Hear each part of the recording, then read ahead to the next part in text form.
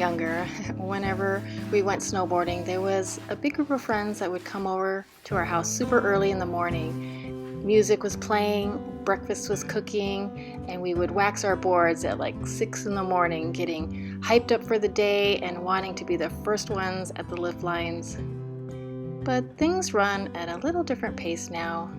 There's no big group of friends that come over anymore, and there's no hurry to get up to the mountain.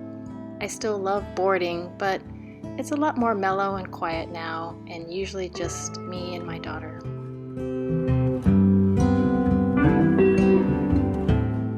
After our very challenging and rather unsuccessful first winter road trip, I got pretty discouraged and thought my dream of taking the RV out snowboarding might not work, but I didn't want to give up hope just yet.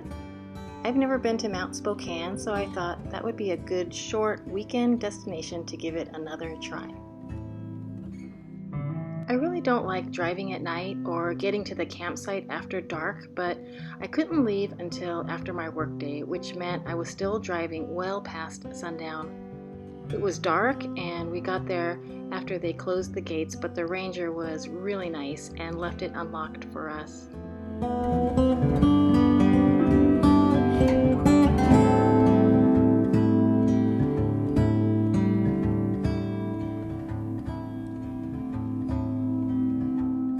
There was a lot of snow on the ground, so it was a little hard to find a spot, but we were one of the only people in the area, so we could basically be wherever we wanted.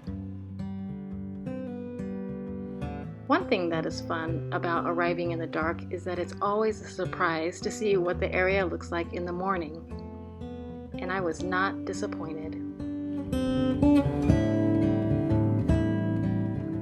I don't know if this is technically considered boondocking since we were staying at a state park, but this was our first time in the RV without any hookups or services available to us.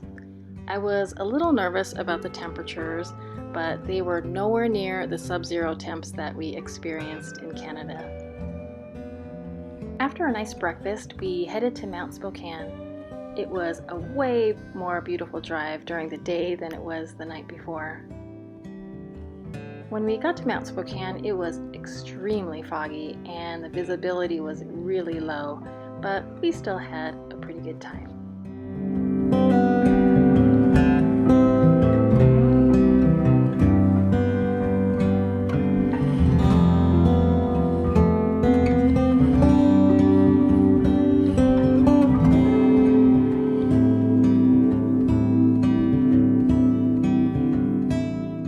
It was so nice to be able to take all of our gear off in the comforts of the RV instead of having to do it outside or in a small car like I usually have to do. And one thing about the fog is that it made for a very serene and magical drive back to camp.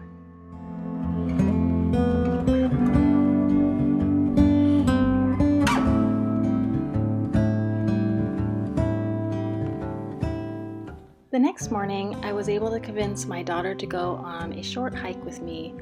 Riverside State Park has quite a few trail systems that pass through it, and there's even a suspension bridge across the Spokane River.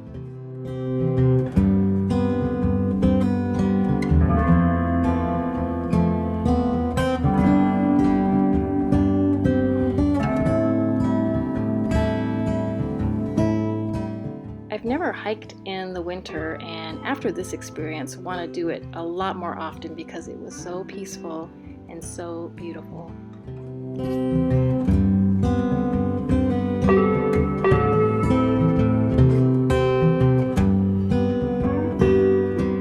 I'm so happy that this trip turned out so successfully. My dream of going snowboarding with the RV is alive and well. I cannot wait to get back out there again before the season is over. Thank you so much for watching, and I hope to see you next time. Take care.